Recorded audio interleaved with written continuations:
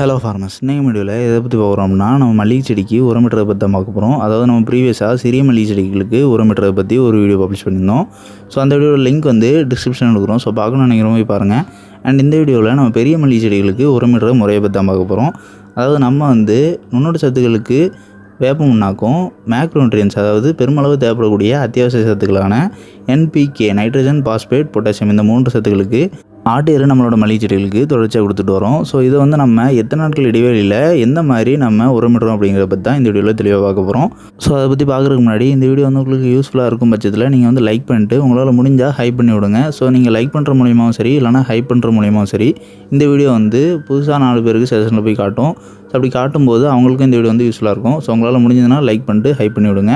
And next உரமிடுறதை பற்றி பார்க்குறதுக்கு முன்னாடி நம்மளோட மல்லிகை செடிகளில் இந்த வருடத்தோட 2வது பூச்சுற்று வந்து இப்போ ஆரம்பித்து ஒரு நாட்கள் ஆயிடுச்சு.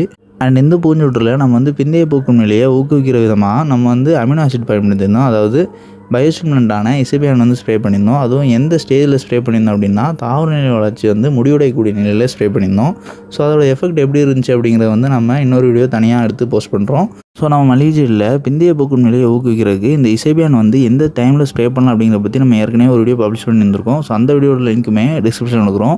ஸோ நீங்கள் பார்க்கணும்னு நினச்சிங்கன்னா போய் பாருங்கள். அண்ட் நம்ம வந்து அதை பயன்படுத்தினோட எஃபெக்ட் எப்படி இருந்துச்சு அப்படிங்கிறதையும் நம்ம கரெக்டாக எக்ஸாக்டாக எந்த டைமில் ஸ்ப்ரே பண்ணோம் அப்படிங்கிறது வந்து நம்ம ஏற்கனவே குறிப்பிட்டது போல் இன்னொரு வீடியோ பப்ளிஷ் பண்ணுறோம். நெக்ஸ்ட்டு இப்போ வந்து உரமிடுறதை பற்றி பார்த்துடலாம். இப்போ நம்ம இந்த மல்லிகை செடியில் வந்து டெமோவாக நம்ம வந்து காட்டுறோம். ஸோ இந்த இடத்துல வந்து நம்ம வந்து வேப்ப முன்னாக்கு உரமிட்டிருந்தோம். அண்ட் அதில் இருந்து சரியாக ஒரு அரை ஜான் தள்ளி நம்ம வந்து இதில் ஆட்டு எரு உரமிட போகிறோம். ஸோ நம்ம ப்ரீவியஸாக கத்திரி செடி உடுப்பேர் நடவு செஞ்சதுனால உரமிடுற முறையை வந்து மாற்றி அமைச்சிருந்தோம். ஸோ திருப்பி நம்ம வந்து தண்ணீர் பஞ்சம் ஏற்பட்டக்கூடாது அப்படிங்கிற நோக்கத்தோடு கத்திரி செடியை அப்புறப்படுத்துனதுனால நம்ம வந்து திருப்பி உரமிடுற முறையை மாற்றி அமைக்க வேண்டியிருக்கு. ஸோ அதனால் இப்போ வந்து ஆட்டு எரு வந்து நம்ம வேப்ப முன்னாக்கு வச்சதுலேருந்து சரியாக அரை ஜான் தள்ளி நம்ம வந்து ஆட்டு எரு வைக்கிறோம். ஸோ இது வந்து நம்ம செடிக்கு 2 சைடும் சொட்டிங் ரோஸ் போட்டிருக்கனால நம்ம 2 சைடு மட்டும்தான் தொடர்ச்சியாக உரமிட முடியும். 2 சைடும் தான் அதிகமான ஈரம் வந்து பரவும். ஸோ இப்போது நம்ம இந்த மாதிரி ஆட்டு எரு வச்சுருக்கிறது வந்து சரியாக நம்ம ஒரு 30லேருந்து 45 நாட்களுக்கு ஒரு முறை இதே மாதிரி 2 சைடும் வேப்ப முன்னாக்கு வைக்கிறதுலேருந்து அரை ஜான் தள்ளி நம்ம வந்து ஆட்டு எரு வைப்போம்.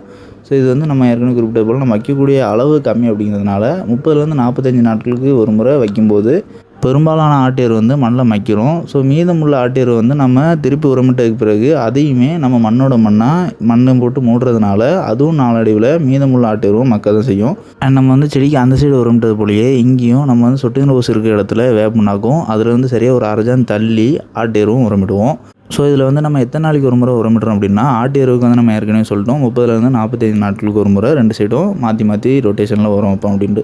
ஸோ இதுவே நம்ம வந்து வேப்ப முன்னாக்கு பார்க்கும்போது வேப்ப முன்னாக்கு 15 நாட்களுக்கு ஒரு முறை உரமிடுவோம்.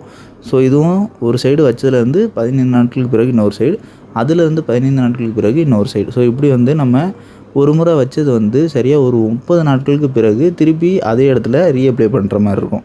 ஸோ இந்த 30 நாட்கள் இடைவெளி அப்படிங்கிறது வேப்ப முன்னாக்கு பொறுத்தவரை போதும். பெரும்பாலான வேப்ப முன்னாக்கில் இருக்கக்கூடிய ஊட்டச்சத்துக்கள் வந்து மண்ணில் மக்கிரும். ஸோ இதே இடைவெளி நாட்களில் நீங்கள் தொடர்ச்சியாக பின்பற்றும் போது மல்லிகை செடிகளுக்கு ஏற்படக்கூடிய நுண்ணூட்ட சத்து குறைபாடுகளாக இருக்கட்டும், இல்லைனா பெருமளவு தேவைப்படக்கூடிய NPK ஊட்டச்சத்துக்கள் குறைபாடுகளாக இருக்கட்டும், இந்த மாதிரியான சத்து குறைபாடுகள் ஏற்படாமல் இருக்கிறதுக்கும் அண்ட் மல்லிகை செடிகளுக்கு தேவைப்படக்கூடிய சத்துக்கள் சுலபமாக கிடைக்கிறதுனால மல்லிகை செடியோட வளர்ச்சியை ரொம்ப அதிகரிக்கிறதுக்கும் ரொம்பவே சப்போர்ட்டிவாக இருக்கும்.